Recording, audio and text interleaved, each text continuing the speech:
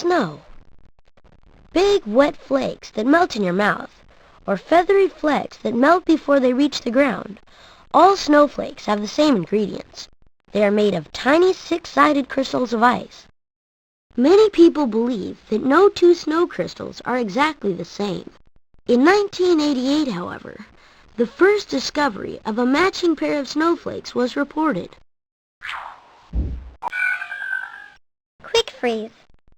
Water vapor in the air changes to water or ice as the air gets colder. At very cold temperatures, the vapor freezes instantly without first changing to water. The result is an ice crystal. Several crystals may stick together and fall as one snowflake. Large snowflakes can contain as many as 100 crystals. Bright white. Snowflakes appear white, but they are actually transparent. Their many surfaces reflect sunlight, bouncing its light back at our eyes. This reflected light makes the snow look white. Snow can transform a dreary landscape into a winter wonderland. Importance of snow. You may think of snow as something fun to play in, but it is also a very important part of the Earth's good health. Winter snow keeps plants and hibernating animals warm and protected from icy winds, and it saves many places from summer drought. The snow that builds up in mountains during the winter provides water for streams and rivers when it melts. We drink this water, and we also use it to generate electricity and water crops.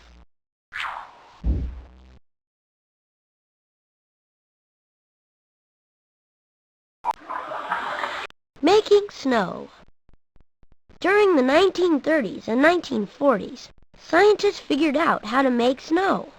Snow machines combine water and air at very high pressure, producing water vapor. When the vapor hits the cold air outside, the molecules freeze instantly into snow crystals. Snow machines are used on some ski slopes. Skiers report that they usually can't tell the difference between natural and artificial snow.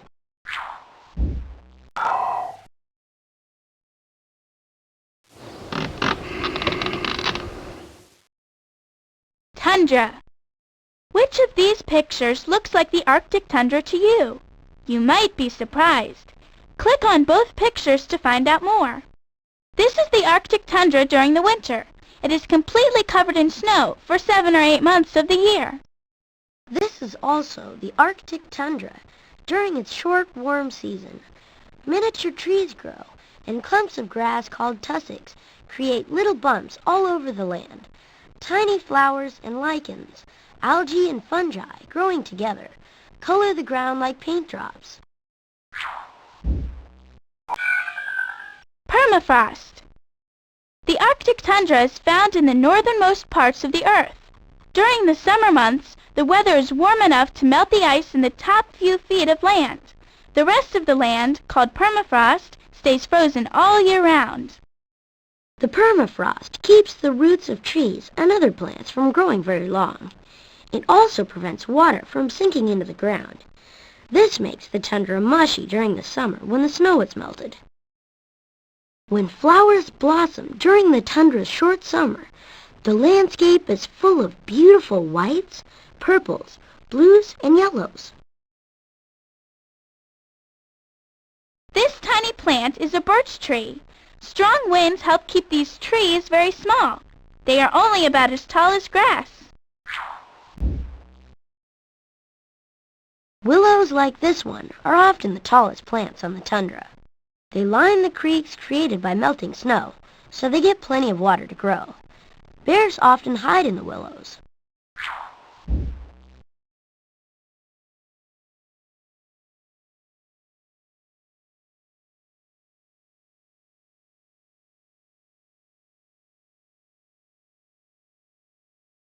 Willows. Fur, feathers, and flies.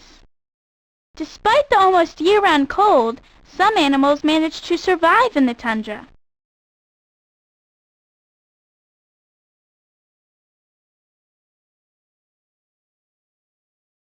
Lemmings and Arctic ground squirrels spend most of their time in shallow burrows. They eat as much as possible during the short summer. Females also give birth to their young during the summer. Caribou, reindeer, and musk oxen move across the tundra in small herds, feeding on tiny plants.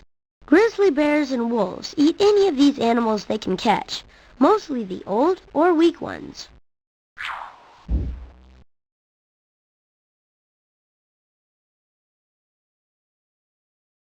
Ptarmigans are specially adapted to year-round life in the Arctic tundra. They have feet like snowshoes, and their feathers grow white in the winter. Many other Arctic animals, including hares, ermines, and foxes, also grow a white winter coat.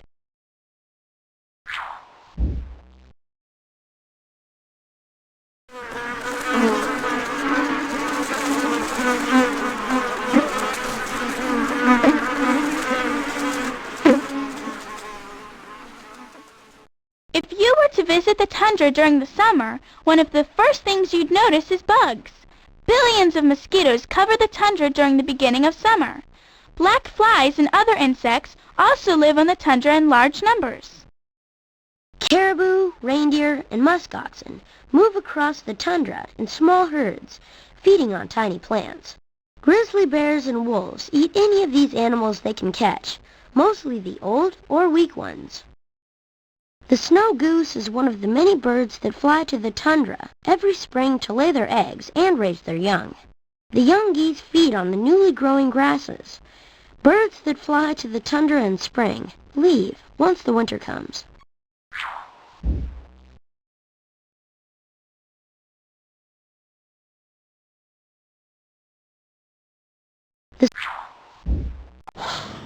Alpine tundra.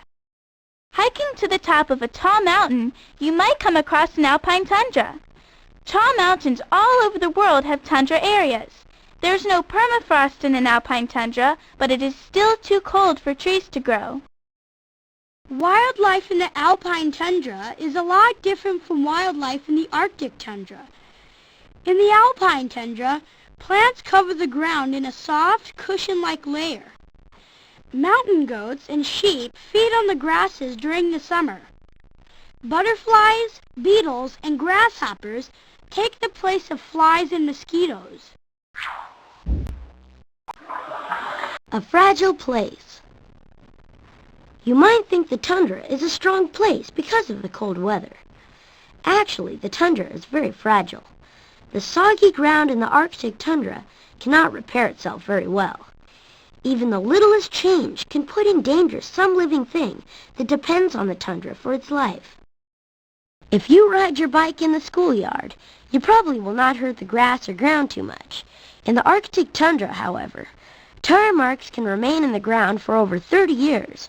Nothing will grow in these spots for a long, long time. Too many tire marks, roads, or people could easily destroy the tundra forever.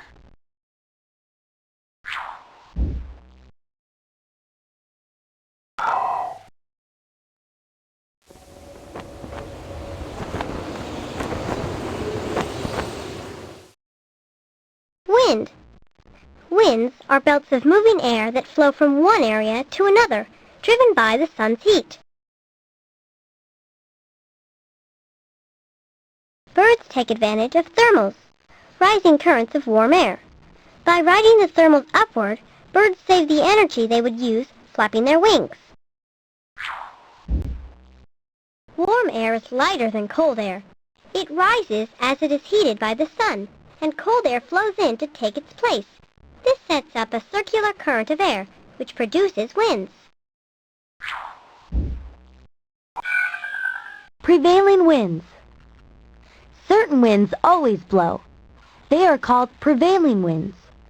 Three main belts of prevailing winds are on each side of the equator: the trade winds, the westerlies, and the polar easterlies.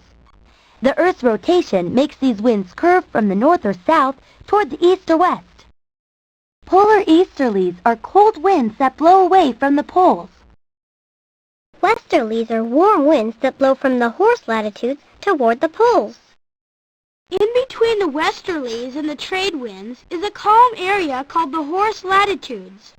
The name may refer to the many horses that died on ships stuck in this area. Trade winds blow from the horse latitudes toward the equator. These winds were named in the days when sailing ships did most of the world's trade.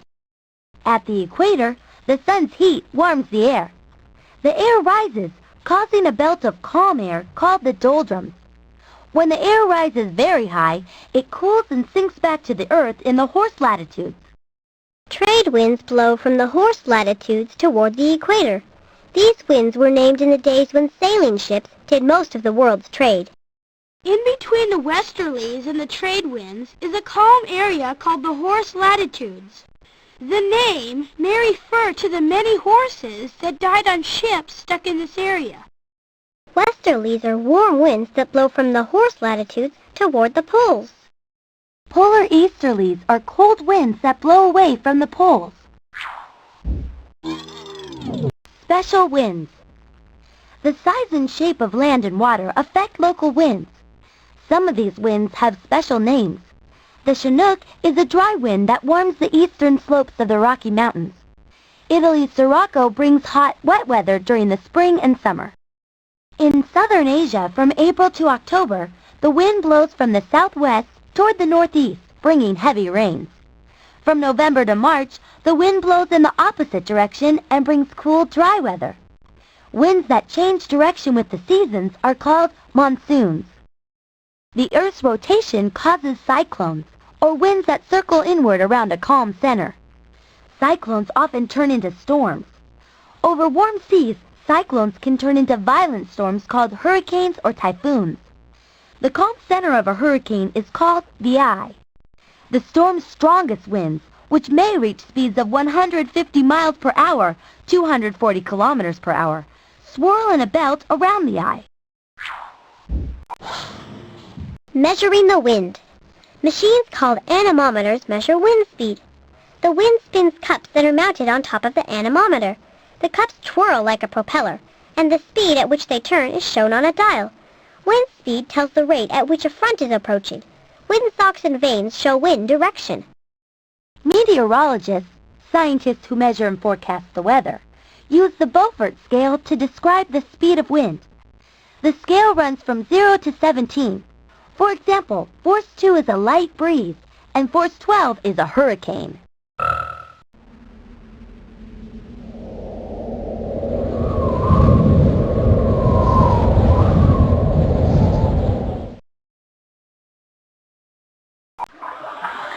Wind energy. The first windmills were used in what is now Iran as long ago as the 600s. Since then, people have used windmills to harness the wind's energy for a number of tasks. The earliest ships used wind power to carry them across the sea. Windmills were first used to raise water from rivers, and later to grind corn. Today, windmills, called wind turbines, produce electricity. A large wind turbine can supply enough electricity for a small town. Wind turbines cause no pollution, but they are big and somewhat noisy.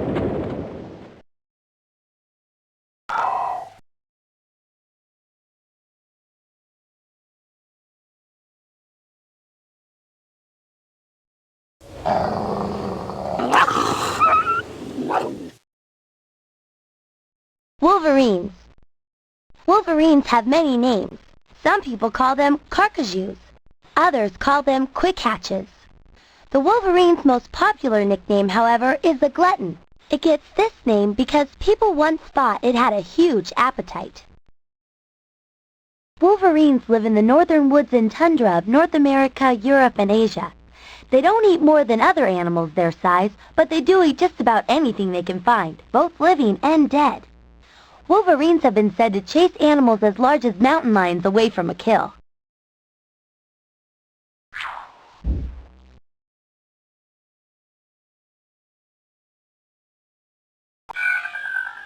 Big weasels. Wolverines are the largest and strongest members of the weasel family. They are about 3.5 feet, 110 centimeters long, and weigh up to 55 pounds, 25 kilograms. Their long coats range from dark brown to black and have a band of lighter-colored fur along the sides. The fur of the wolverine is long, warm, and water-repellent. The wolverine rolls on the ground in swamps or snow to clean itself. Wolverines have large, strong paws with claws. The claws help wolverines drag their plump bodies up trees, where they sometimes store food. Wolverines have skin stretched between their toes, which helps make them good swimmers.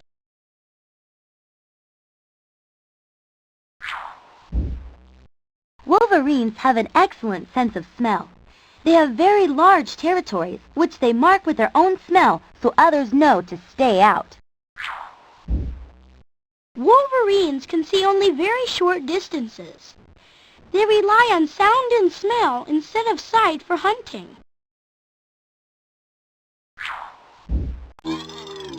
Summer and winter. During the summer, wolverines don't stalk or chase large prey. They make so much noise crashing around the woods that most animals hear them in time to run away. During the winter, however, wolverines can move around quickly and quietly on the snow, and they can sneak up on prey. In summer, there's a lot of food. Wolverines do not need to work hard to find enough food to fill them up. They spend more time looking for mates. To catch a large animal, a wolverine jumps onto its prey's back and rides the animal, clinging with its claws until the animal falls down. The wolverine then kills the animal with its strong jaws. A wolverine hides meat from a large kill in a number of places and returns as long as 6 months later to eat the leftovers. Large webbed feet help keep wolverines on top of the snow. Their feet work like snowshoes and spread out the wolverine's weight so the wolverine doesn't sink into the soft snow. This helps them catch animals such as reindeer, which sink into the snow and cannot move as quickly.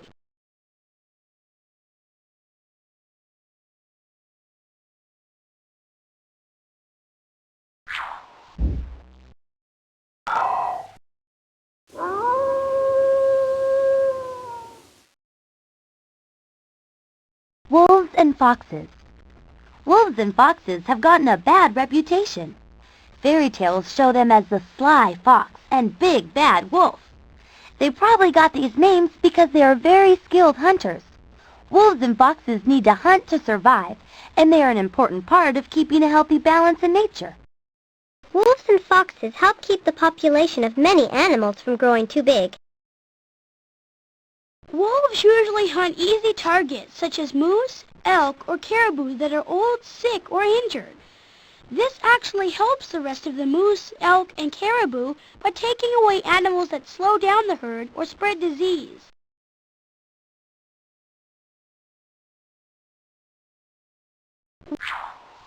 Because of wolves' bad reputation, most people are afraid of them. The funny thing is, wolves are afraid of people too. Wolves keep away from people as much as possible.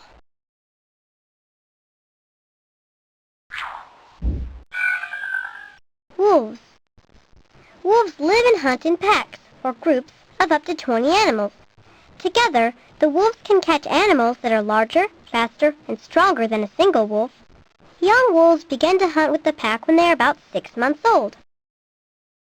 A wolf can both see and smell a deer a mile, 1.6 kilometers away. A pack of wolves may spend several hours stalking large prey and getting in a good position to attack. Wolves have large pointed teeth called canines for grasping and tearing prey. A wolf can eat 20 pounds, 9 kilograms of food at a single meal. It may not eat again, however, for 2 weeks.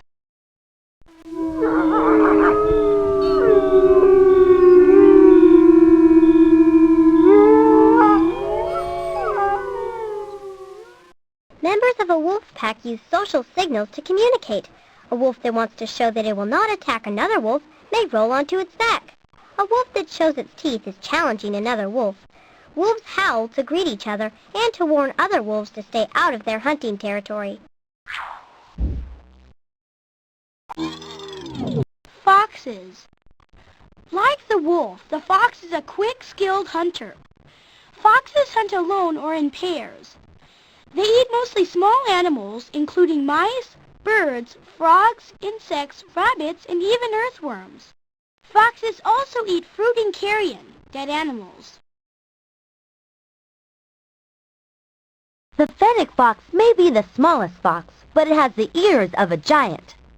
Fennec foxes live in the deserts of North Africa and Arabia, where their large ears help keep them cool by letting out body heat. Fennecs are excellent diggers, and they dig their dens underground where it is cool. Fennecs come out at night to hunt and drink. A male fox is called a dog. A female fox is called a vixen. Young foxes are usually called pups. A male and female raise their pups in a den, bringing them food and teaching them how to hunt. The pair may separate after their pups are old enough to go out on their own. Few animals are as adaptable as the red fox, which lives in almost every country north of the equator. Red foxes can be many colors. Some are silver and may even have a cross on their back.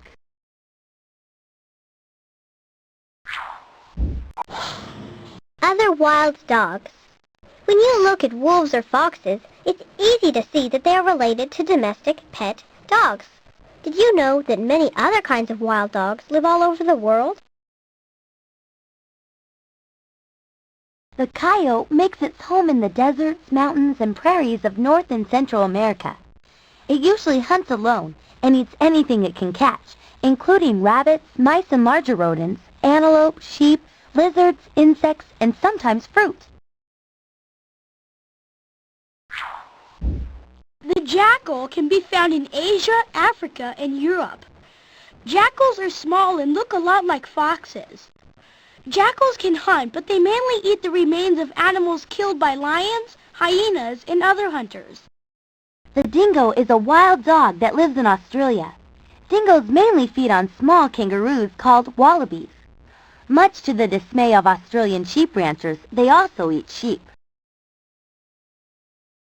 The dhole lives mainly in India. Dholes are mighty hunters. Groups of dholes can kill buffalo, bears, leopards, and even tigers. A single dhole can eat 11 pounds, 5 kilograms of meat in just 1 hour. Living near people. As cities and towns grow, many wolves, foxes, and other wild dogs have been forced out of their homes. Some are poisoned, trapped, or shot, both for their beautiful fur and because they sometimes attack farm animals. Others get used to living near people. The maned wolf of South America is not a true wolf, but a relative. Like many other wild dogs, it is in danger of becoming extinct. Maned wolves need wide open spaces to hunt. As people have used more and more land, the maned wolf's territory has gotten smaller and smaller. The maned wolf is now being bred in zoos and parks to try to save it from extinction.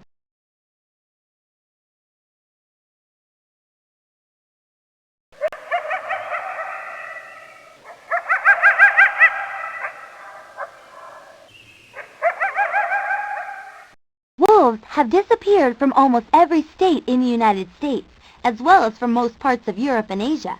Red foxes, however, survive in towns and cities by eating scraps from garbage cans and city dumps. Coyotes don't seem to mind living near people either. In some places, it's not unusual to hear a nightly chorus of coyote howls.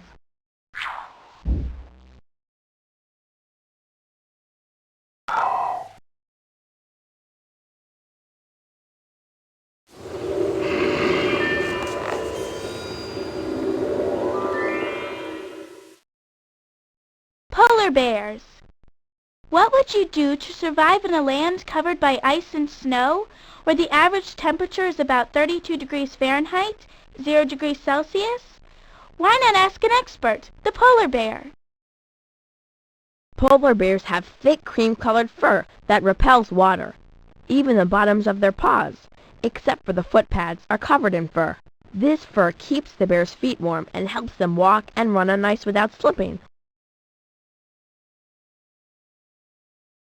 Polar bears have partially webbed feet and are excellent swimmers.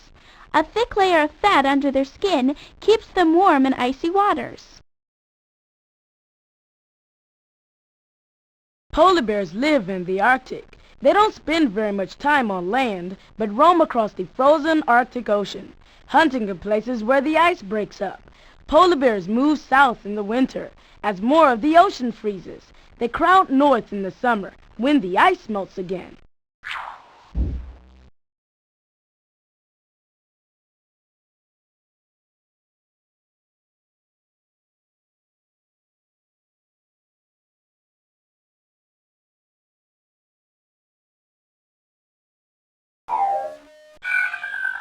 Meals of seals.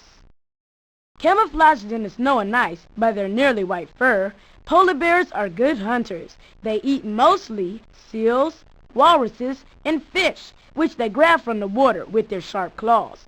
When these foods are scarce, polar bears eat small mammals, plants, birds, and eggs. Polar bears eat more ringed seals than any other food. The bears sit by holes in the ice, waiting for the seals to come up for air.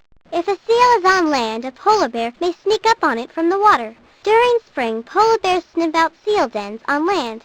A polar bear can smell food from miles away. Polar bears are fast and strong. They can swim for more than an hour without stopping, holding their heads above water with their long necks. On land, a polar bear can run up to 35 miles per hour, 56 kilometers per hour, over short distances.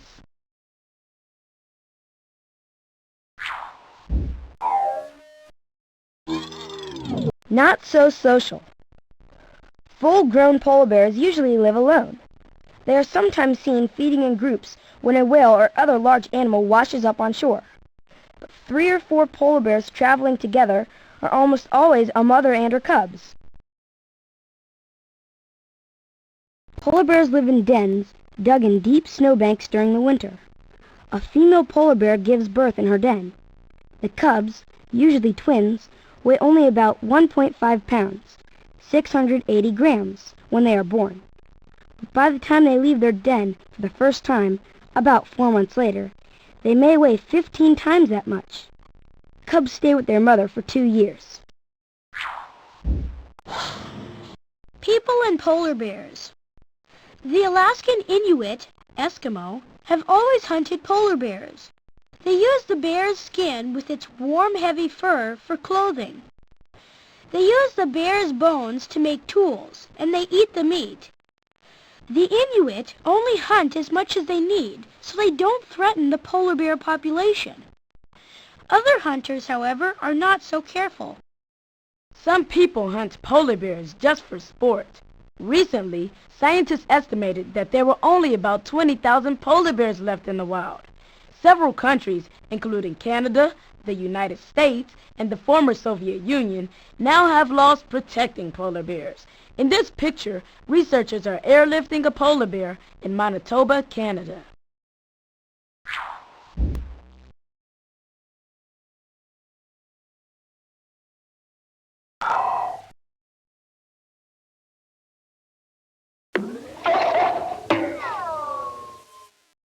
Seals. All kinds of seals. Earless seals, eared seals, and walruses are well suited for life in the ocean.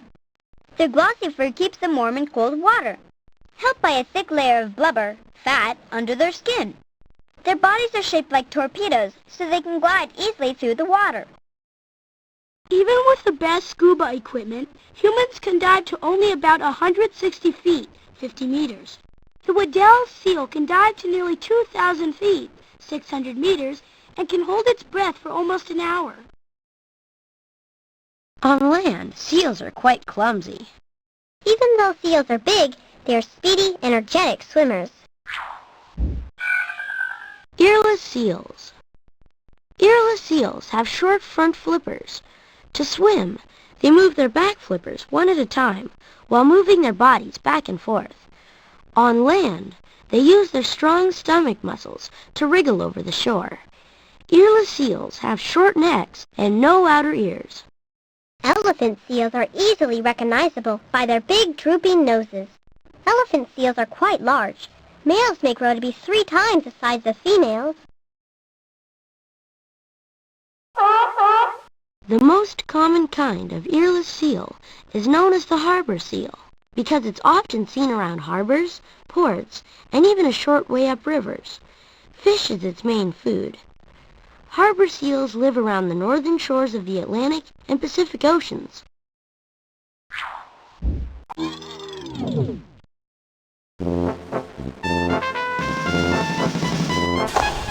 California sea lions are well-known performers in circuses and zoos. Thousands of them live in the wild off the coast of California. They feed on squid, fish, and other small sea creatures. The California sea lion is the smallest of the 5 kinds of sea lions. Eared seals. Unlike earless seals, eared seals like sea lions and fur seals can walk on all 4 flippers. Their back flippers turn forward to support their body when they walk and sit. Eared seals use their front flippers like oars as they speed after fish in the sea. Eared seals have small outer ears and long necks. Walruses. The icy waters of the North Atlantic, North Pacific, and Arctic Oceans are home for walruses. These large sea mammals paddle with their back flippers and steer with their front ones. Their tough skin is 1 inch, 2.5 centimeters thick, and is covered with short, coarse hairs. Walruses are very social animals. They gather in huge numbers on ice and rocks. Walruses have huge canine teeth or tusks that may grow as long as 3 feet, 1 meter, but they usually grow to only about 20 inches, 50 centimeters. Walruses use their strong tusks for chopping holes in the ice and for hauling themselves up on the ice floes to rest. The male with the largest tusks usually becomes the leader of the herd.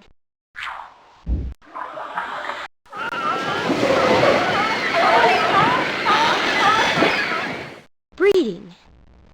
Seal colonies are crowded places during the breeding season, spring and early summer. All kinds of seals and sea lions come ashore to breed. They live together in the hundreds. Males, which are called bulls, arrive first and battle each other for breeding territories. Seals give birth to 1 pup at a time. Most females feed their young for a year until they have another. Walruses give birth to 1 calf every other year. The calf may stay with its mother for the first 2 years. Enemies. Seals do not have claws or poison glands to protect them from enemies. In the water, they are easy prey for fast sharks with big teeth. When they're out of the water, they can't move quickly enough to escape a polar bear. A seal's worst enemy, however, is a human hunter.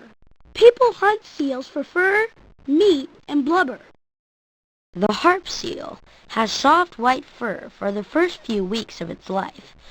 It can't go in the water until it grows the waterproof silver-gray coat that its parents have. Until 1983, when countries began to ban the hunting of harp seals, many young harp seals were killed for their fur. In the 1800s, fur seals were hunted nearly to extinction for their thick, silky undercoat of fur. Since then, many countries have passed laws protecting these animals.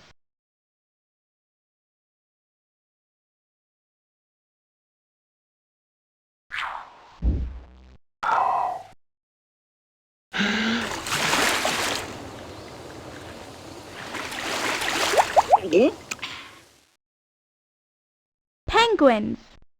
With their striking black and white colors, penguins look like they are dressed up in tuxedos. Actually, a penguin's coloring makes it harder for its enemies to see it in the water. A killer whale or leopard seal looking down has a hard time picking out the dark penguin from the dark water and ocean floor. The light underside of a penguin makes it less noticeable from below. White blends in with the light from the sky. Habitat. Penguins are found in areas where the cold and Arctic currents carry water that's full of food. They're most suited to freezing temperatures, but they can also be found in Australia, New Zealand, and other places where the cold currents go. Penguins are found as far north as the Galapagos Islands near the equator. They have never reached other parts of the world, such as the Arctic, because they will not swim through warm water. Jackass penguins live on 25 islands just south of Africa. They avoid the heat by spending the day in the water, and the nights in burrows or under rocks.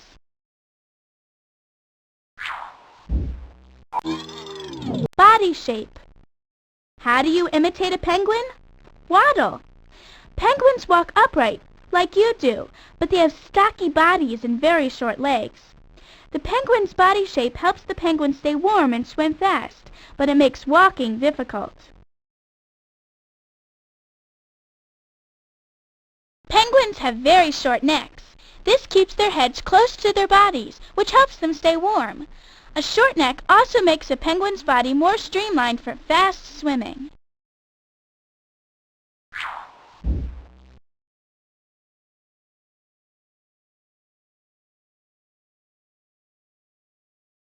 Penguins have short, squatty legs.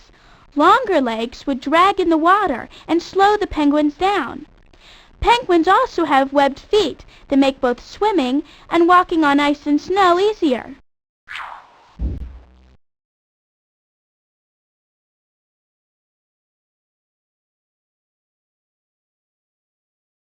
Penguins have a thick layer of fat under their skin to help keep their bodies warm. A penguin's feathers give it a short, thick coat of added protection from the cold. Locomotion. Penguins can't fly, but they are excellent swimmers, jumpers, and tobogganers. Their streamlined bodies and sleek, thick feathers help them slide across ice and glide through water. Penguins sometimes swim in leaps along the surface of the water like porpoises. When they are hunting for food, they can dive deeper than 500 feet, 150 meters. To get out of the water, penguins launch their bodies out of the ocean and onto ice sheets and land. It often takes many tries.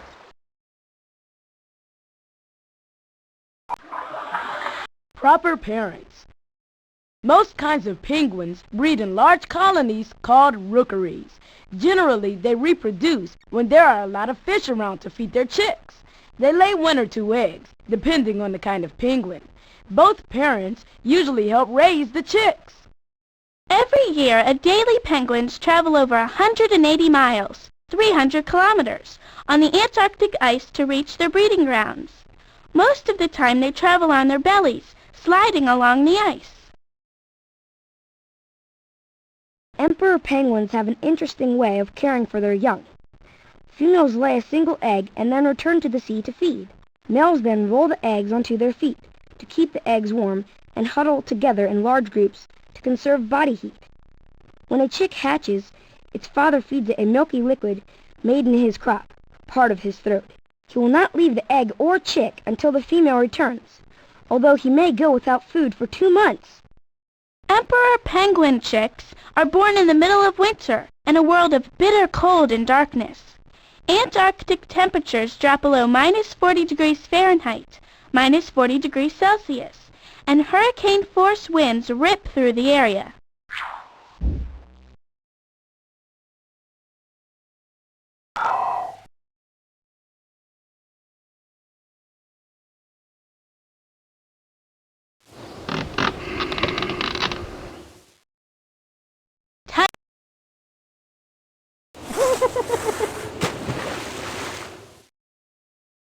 Ice. Have you ever seen a window covered in icy frost? Ice is formed when water freezes or becomes solid. Water usually freezes when its temperature drops below 32 degrees Fahrenheit, 0 degrees Celsius. Icicles form when dripping water freezes. In a cold climate, you might see some hanging from the edge of a rooftop. It is I, the Great Brindisi. I will now make ice disappear. Lighter than water. Imagine a whole glass filled with ice. If the ice melts, the glass will be only partly filled with water. However, nothing will have been removed, and the contents of the glass will still weigh the same. Where did the rest of the ice go? When water changes from a solid, ice, to a liquid, its molecules squeeze closer together. That's why water takes up less room than ice in your glass. When water freezes, it expands. That means that the same number of molecules spread out in a bigger space. So ice is less dense and weighs less than water. That's why ice cubes float in a cold drink.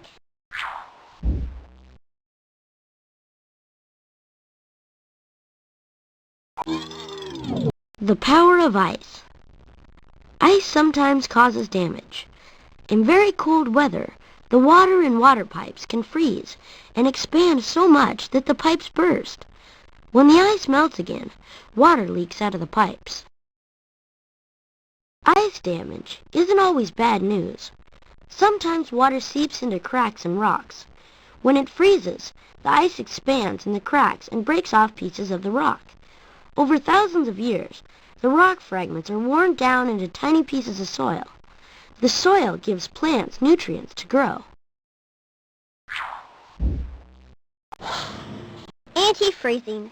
Some substances, such as salt, cause water to freeze at much lower temperatures than usual. That's why oceans, which are made of salt water, don't freeze even when lakes and rivers do. It's also why people put salt on roads when it's very cold. Otherwise, water on the roads can turn to ice and make the roads dangerous to drive on. To prevent ice from damaging cars, people add a special liquid called antifreeze to their engines. Antifreeze keeps water from freezing in the engine. Plants, animals, and ice.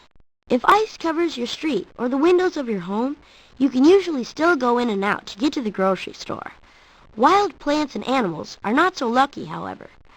They have to find new ways to survive when their world freezes over. Many small plants die when the water inside their cells freezes and expands. Animals that usually eat leaves must find something else to eat. Many eat tree bark and twigs instead, a much less nutritious meal. In the Arctic, even the ocean freezes over. Seals and other air-breathing animals that live underwater must find holes in the ice so they can breathe. Polar bears that hunt these animals may wait by these holes for the seals to come up. As the top layer of water in a pond or lake freezes, it floats on the surface of the lake. This upper layer of ice insulates the pond, or keeps it warm. It protects the fish and other underwater creatures from being frozen. In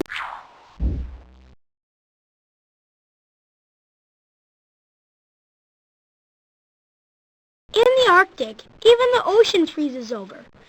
Seals and other air-breathing animals that live underwater must find holes in the ice so they can breathe. Polar bears that hunt these animals may wait by these holes for the seals to come up.